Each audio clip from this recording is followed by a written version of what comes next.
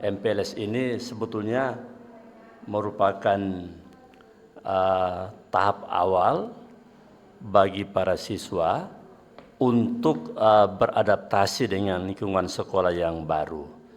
Di sini mereka bukan hanya akan mendapat informasi-informasi terkait fisik sekolah, mengenal teman baru, guru-guru, ya, tetapi sesuai arahan Pak Menteri Pendidikan Dasar Menengah bahwa ini justru adalah titik awal bagaimana membangun kesadaran untuk belajar dengan serius, mengenal bahwa pentingnya pendidikan, kemudian semakin mengenal bagaimana harus berdisiplin supaya mampu mempersiapkan masa depan yang jaya. Jadi bukan sekedar momen seremonial, tetapi masa depan itu memang harus dimulai dari sekarang ya, dari awal ya. Makanya harus dibuat seramah mungkin, semenyenangkan mungkin, supaya ini jadi awal yang baik. Bayangkan kalau siswa memulai sesuatu dengan khawatir, dengan ketakutan, ini pasti akan memberikan dampak psikologis yang tidak bagus. Dan kemungkinan besar akan mengganggu proses-proses selanjutnya. Jadi ini kegiatan yang sangat strategis dan bermakna. Makanya harus dilaksanakan dengan sebaik mungkin sehingga memberikan kesan yang betul-betul menginspirasi, ya, membangun semangat. Kalau untuk di sekolah kami ini masih kurang dari kuota yang sudah ada. Kami bukannya berkurang, Bu, jumlah murid masuk saat ini bertambah, tapi untuk kuotanya tahun lalu kami naikkan supaya bisa mengakomodir siswa-siswa yang ingin masuk ke sekolah kami. Pengalaman selama mengikuti MPLS di SMK Negeri 1 Languan, banyak yang diterima pengalaman, salah satunya dengan mendapatkan banyak teman baru, inspirasi baru dengan lingkungan baru. Lingkungan yang baru ya.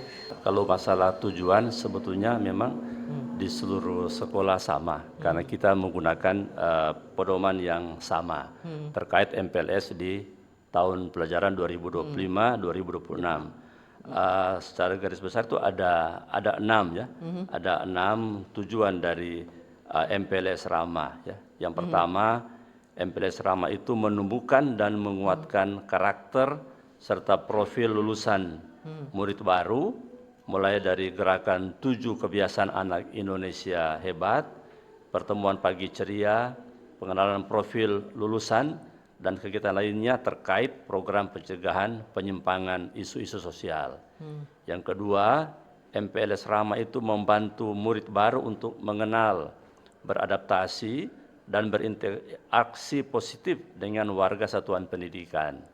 Yang ketiga, MPLS Ramah membantu murid baru untuk mengenal dan beradaptasi terhadap sarana prasarana yang tersedia di lingkungan satuan pendidikan.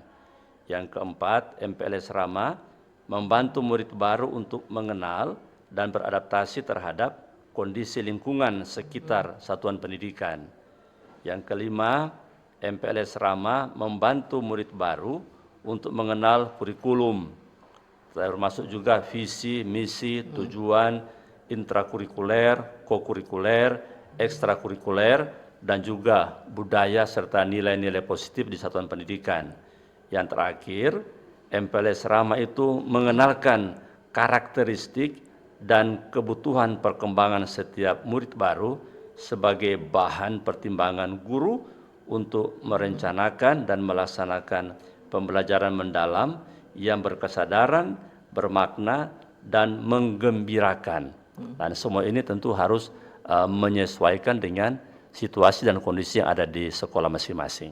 Sesuai dengan panduan dari kementerian bahwa MPLS itu harus dilaksanakan dengan ramah.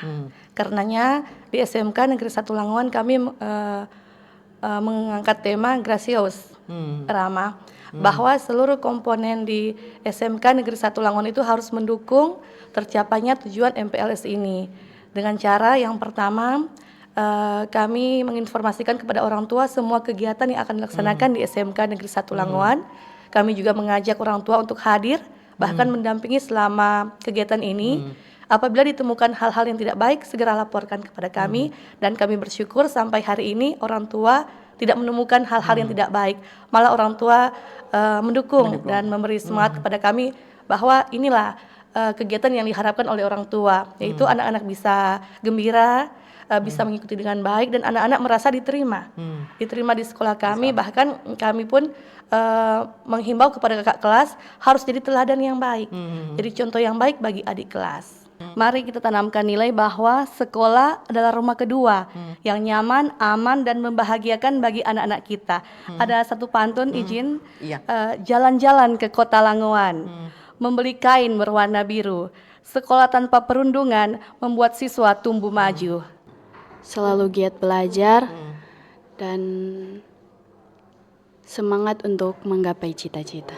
Saya mengutip ungkapan dari psikolog terkenal di Jakarta, Jonathan Simajuntak. Tidak ada anak yang sulit.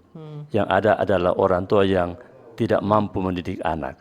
Jadi mari kita bersinergi, sekolah dan orang tua, untuk mengawal anak-anak kita mencapai masa depan mereka dengan jaya. Kanal Informasi